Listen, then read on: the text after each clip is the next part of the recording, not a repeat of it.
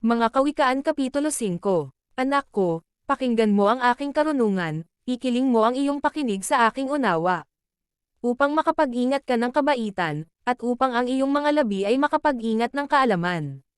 Sapagkat ang mga labi ng masamang babae ay tumutulo ng pulot, at ang kanyang bibig ay madulas kaysa langis. Ngunit ang kanyang huling wakas ay mapait kaysa ahenho, matalas na parang tibak na may talam sa magkabila. Ang kanyang mga paa ay nagsisibabo sa kamatayan, ang kanyang mga hakbang ay nagsisihawak sa Sheol. Naanupat hindi niya nasusumpungan ang kapanatagan ng landas ng buhay, ang kanyang mga lakad ay hindi panatag, at hindi niya nalalaman. Ngayon nga, mga anak ko, dinggin ninyo ako, at huwag kayong magsihiwalay sa mga salita ng aking bibig.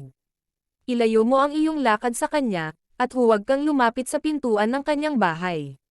Baka mo ibigay ang iyong karangalan sa iba, at ang iyong mga taon sa mga mabagsik.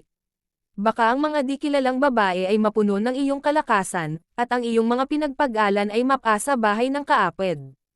At ikaw ay manangis sa iyong huling wakas, pagka ang iyong laman at ang iyong katawan ay natunaw. At iyong sabihin, bakit ko kinayamutan ang turo, at hinamak ng aking puso ang saway? Ni hindi ko man sinunod ang tinig ng aking mga tagapagturo, o ikiling ko man ang aking pakinig sa kanila na mga nagturo sa akin. Ako'y malapit sa lahat ng kasamaan sa gitna ng kapisanan at ng kapulungan.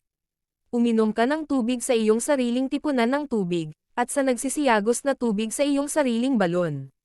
Mananabog ba ang iyong mga bukal sa kaluwanggan, at mga agos ng tubig sa mga lansangan? Maging iyong mag-isa, at huwag sa di kilala na kasama mo. Pagpalain ang iyong bukal, at magalak ka sa asawa ng iyong kabataan. Gaya ng maibiging USA at ng masayang usang babae, bigyan kang katiwasayan ng kanyang dibdib sa buong panahon, at laging malugod ka sa kanyang paibig. Sapagkat bakit ka malulugod, anak ko, sa ibang babae, at yayakap sa sinapupunan ng di kilala? Sapagkat ang mga lakad ng tao ay nasa harap ng mga mata ng Panginoon, at kanyang pinapatag ang lahat niyang mga landas. Ang sarili niyang mga kasamaan ay kukuha sa masama, at siya'y matatulian ng mga panali ng kanyang kasalanan. Siya'y mamamatay sa kakulangan ng turo, at sa kadahilanan ng kanyang pagkaulol ay maliligaw siya.